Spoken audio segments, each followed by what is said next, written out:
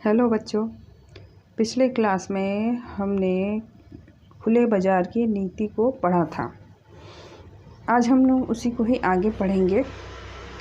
खुले बाज़ार की नीति क्या होती है और इसके द्वारा कैसे साख का विस्तार एवं संकुचन होता है। खुले बाज़ार की नीति के अंतर्गत केंद्रीय बैंक मुख्य उद्देश्यों को ध्यान में रखते हुए इस नीति का अनुसरण करता है या अपनाता है। पहला उसका क्या उद्देश्य होता है? देश में साख का विस्तार करना अथवा संकुचन करना। दूसरा, सरकारी प्रतिभूतियों के मूल्यों में स्थिरता लाने के लिए भी केंद्रीय बैंक खुले बाजार की नीतियों को अपनाता है। और तीसरा, केंद्रीय बैंक बैंक दर की नीति को भी सफल बनाने के लिए उसके साथ खुले बाजार की नीतियों को अपनाता है। खुले बाजार की नीति को सफल होने के लिए कुछ महत्वपूर्ण शर्तें हैं। सर्वप्रथम, अर्थव्यवस्था में प्रतिभूतियों की मांग व पूर्ति निरंतर होती रहनी चाहिए। दूसरी है संगठित मुद्रा बाजार की अर्थव्यवस्था में विद्यमानता। तीसरा है खुले बाजार की नीति के अंतर्गत क्रियाओं से अन्य व्यापारिक बैंकों की जमा राशियों में प्रभाव पड़ना। चौथा है केंद्रीय बैंक की प्रतिभूतियों में खुले बाजार से क्रय विक्रय की असीमित क्षमता। और पांचवा है सरकारी प्रतिभूतियों के मूल्य में अधिक उच्चावण नहीं होना चाहिए। मतलब मूल रूप से ही खुले बाजार की नीति से वो अर्थव्यवस्था में प्रतिभूतियों की मांग एवं पूर्ति को देखती है, ट्रैक रखती है उसका। संगठित मुद्रा बाजार में अर्थव्यवस्था में जो संगठित मुद्रा बाजार है उसकी विद्यमानता भी पता चलती है। तीसरा हम लोग क्या पढ़े कि खुले बाजार में क्रियाओं एवं अन्य व्यापारिक बैंकों के द्वारा जो उनके पास जमा राशि है वो किस प्रकार से प्रभावित होता है वो भी देखता है।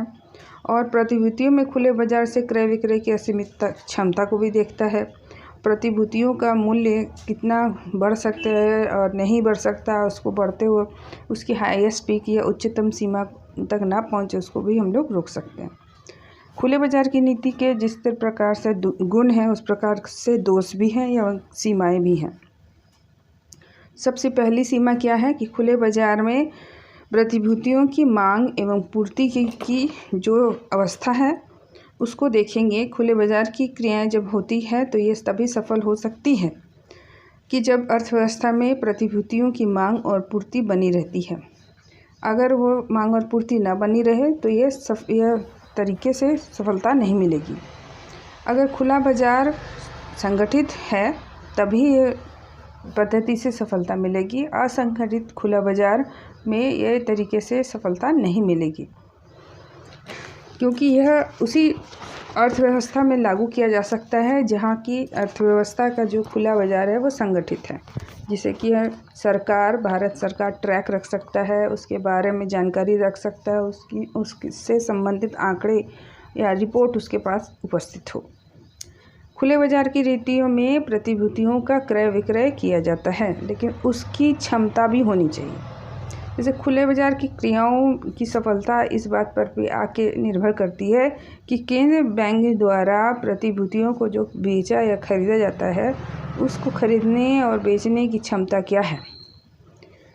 इससे संबंधित भी सीमाएं हैं।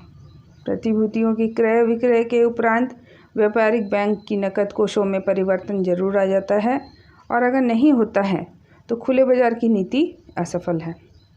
नकद कोष अनुपात में परिवर्तन, जिसे भी हमने पढ़ा, नकद कोष अनुपात में परिवर्तन के माध्यम से भी साख का नियंत्रण किया जाता है। यह भी एक महत्वपूर्ण विधि है जिसका सर्वप्रथम उपयोग 1933 में हुआ था संयुक्त राष्ट्र अमेरिका में। केंद्रीय बैंक के पास यह शक्ति है कि वह व्यावसायिक बैंकों के नकद कोष अनुपात में परिवर्तन लाकर साख का नियंत्रण करे। देश के सभी व्यावसायिक बैंक अपनी कुल जमा राशियों का एक निश्चित प्रतिशत केंद्रीय बैंक के पास रखता है, जो अनिवार्य है। इसे सुरक्षित कोष कहते हैं। कभी ऐसी अवस्था में जब व्यावसायिक बैंक दिवालिया हो जाए तो केंद्रीय बैंक इसी नकद कोष के माध्यम से व्यावसायिक बैंक के उपभोक्ताओं का जो जमा राशि है, अगर वो दिवालिया हो गया तो उसको चुकाता है। तो केंद्रीय बैंक इसी सुरक्षित कोष की मात्रा में परिवर्तन कर उसका विस्तार या संकुचन कर जो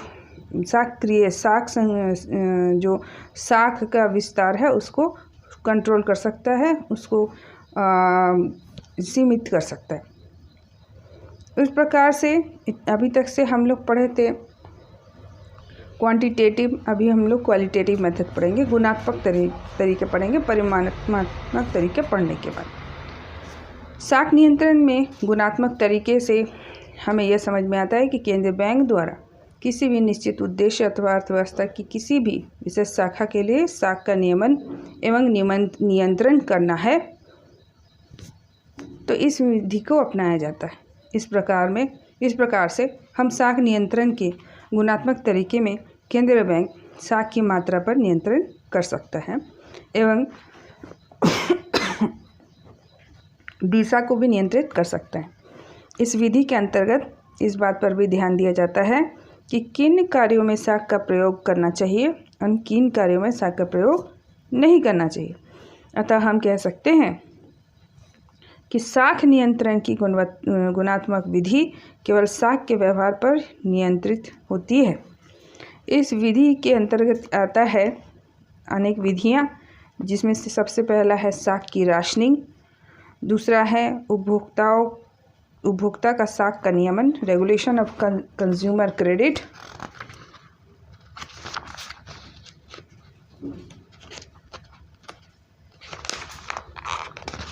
शाख की राशनिंग 18वीं शताब्दी के समय बैंक ऑफ इंग्लैंड में प्रयोग किया गया था शाख नियंत्रण करने के लिए।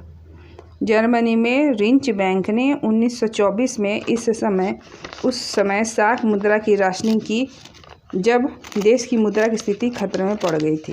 केंद्रीय बैंक निम्न 4 प्रकार से शाख की राशनिंग करता है।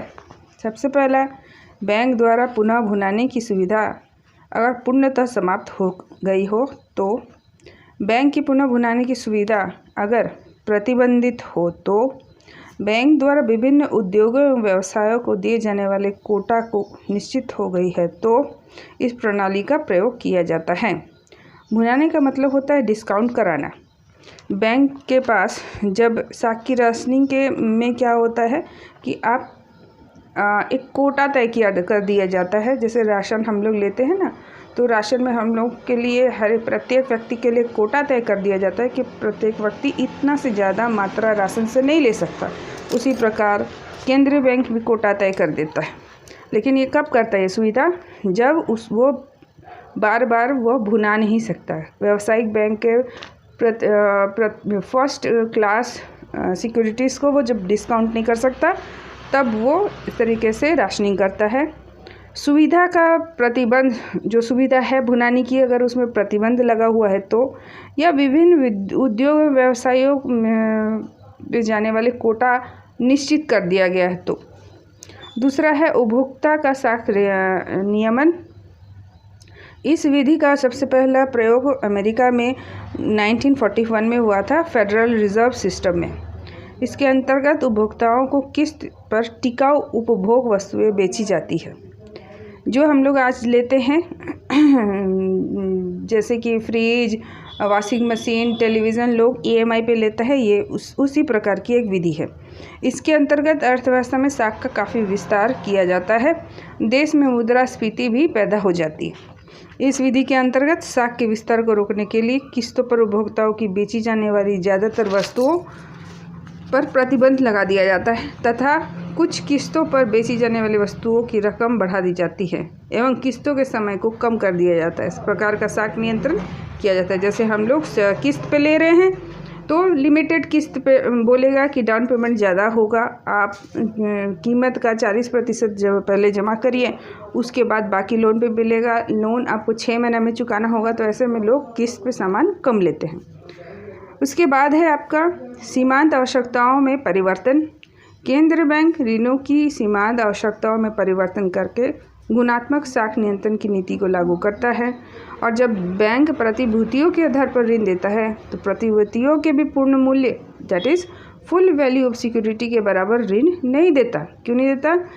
क्योंकि कभी भी आप लोन लेने जाइएगा तो जो भी आप सिक्योरिटी रखिएगा उसका पूरा वैल्यू के आधार पर ऋण नहीं मिलेगा। उसका एक निश्चित प्रतिशत के आधार पर ऋण मिलेगा। प्रतिभूति के साथ भी यही होता है। प्रतिभूति के मूल्य यानी जमानत के रूप में रखे जाने पर माल्य का मूल्य तथा उसके आधार पर दी गई ऋण की राशि में अंतर होती है, मार्जिनल अंतर होता है।